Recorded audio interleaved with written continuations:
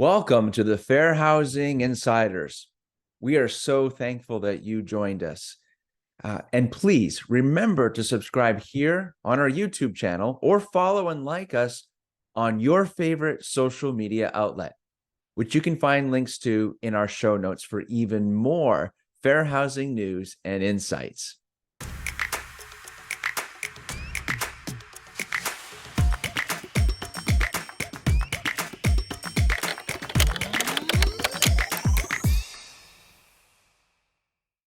Hello, everyone, and welcome to the Fair Housing Insiders, episode 94. Today, we are focusing on answering your ESA questions. I'm your host, Jonathan Sarr, and we are joined today by Kathy Williams. And we look forward to your insights, as always, Kathy, on a very popular topic on our show. ESA still continues to be one of the highest searched on the show and on the website with the blog. So it's our honor and privilege to make sure the community knows exactly what's what. If you're interested in seeing past episodes, check out episode 15. But what we're going to look at today, and Kathy's really going to dive in for us, is some different scenes that many property managers and leasing professionals face when a resident or a prospect walks in the door. We're going to focus on three particular scenes and play the scene for you, and then we'll have Kathy's feedback on, okay, what should you do in these types of scenarios? And then episode 32. I think this is a good idea to take one of our videos to ask or answer questions from a past video. We try to make our videos short and concise as we can. And in doing that, sometimes we skip over material or don't spend enough time on material. And therefore, there are good questions that arise. So we're going to just take some time today and answer directly some questions that have been raised about the topic of emotional support animals. So that was part one of this series. So here we are today, part number 2. So let's get into our first question that we noticed, Kathy. Let me give you some framework to it and we'll get your comments on it. Can I require my tenant with an ESA pit bull to have liability insurance covering their animal? Well, that tends to come up a lot because people's concern about injuries that could be caused by a pit bull. I think a housing provider needs to make sure that the housing provider have some type of liability insurance that will cover them in case there are injuries of any kind, including injuries from an animal that happens on their property. It is not a reasonable requirement to ever task the resident to assume the cost of individual liability insurance. So I would not suggest a housing provider have that requirement. Okay, very good. Thank you. So our next community question: can college housing deny an ESA? Well, that's a pretty simple answer. And the answer is no, that college housing is viewed as any housing.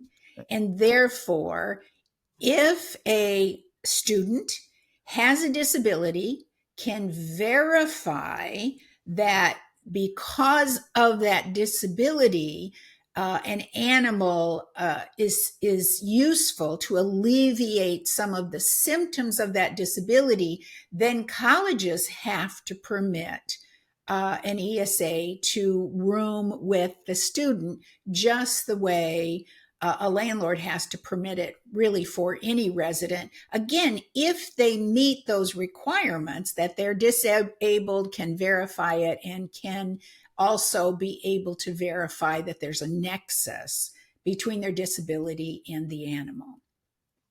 Okay, very good. Thank you.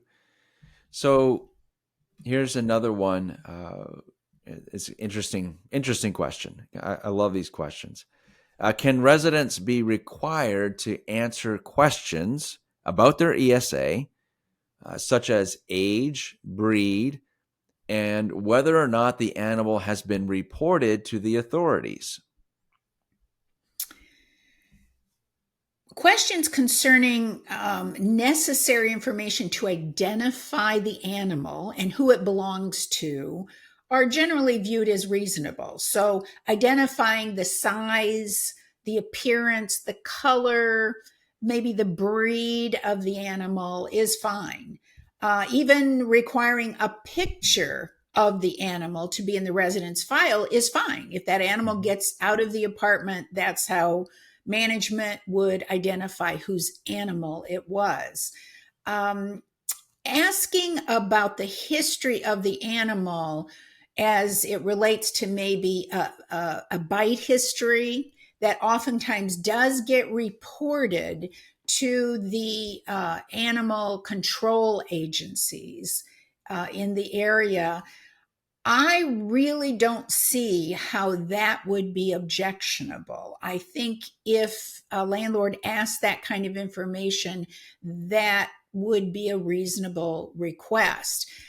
Be aware, one issue I always want to point out is if you have pets on your property, you cannot make additional requirements for assistance animals. So if you don't ask about the bite history, or any kind of other negative history that's been reported to animal control with that animal, with a pet, you certainly wouldn't be able to ask it about an assistance animal. Yeah, I love that clarification. That makes sense. It's a good point for our audience to remember. So one more for today. How does a landlord or property manager handle the situation if an ESA gets pregnant and has a litter? So many clients have reported that exact situation. I would suggest that one way to avoid that is include in the requirements for ESAs and pets, if you permit them on your property, that they must be neutered or spayed. I just want to mention that is a little bit controversial. And by that, I mean, there are some folks at HUD. I don't know that those folks are in leadership positions, some individual investigators that think that is too strict of a requirement. I have never seen a HUD decision or a lawsuit in which a court negatively reflected on a landlord's requirement to have all animals, including assistance animals, neutered or spayed. The only exception I would make to that is if there were some type of legitimate concern, because this was a specialized service animal and was going to be used to breed other service animals. In that case, there may need to be an exception. But to have the general rule that all animals get neutered or spayed, I think is fine. I'd also mention that if one of your assistance animals does have a litter, that you do not have to permit those kittens or puppies, whatever they are, to remain in the apartment beyond whatever time it takes for a vet to say that those small little animals should be weaned. At that point, they have to leave the apartment. All right, very good. Thank you so much, Kathy. We appreciate your insights on this topic of emotional support animals. I can't imagine that this will be the end of this series. I would imagine down the road we will be talking about it again because there's always interesting, very unique scenarios that pop up that our community just want to make sure that they're following best practices on. So thank you, Kathy, for being here for episode 94. And we thank you to our community. Thank you for your questions. We look forward to next time. Take care, everyone. Thank you for joining us. And we can't wait to hear your feedback about today's episode.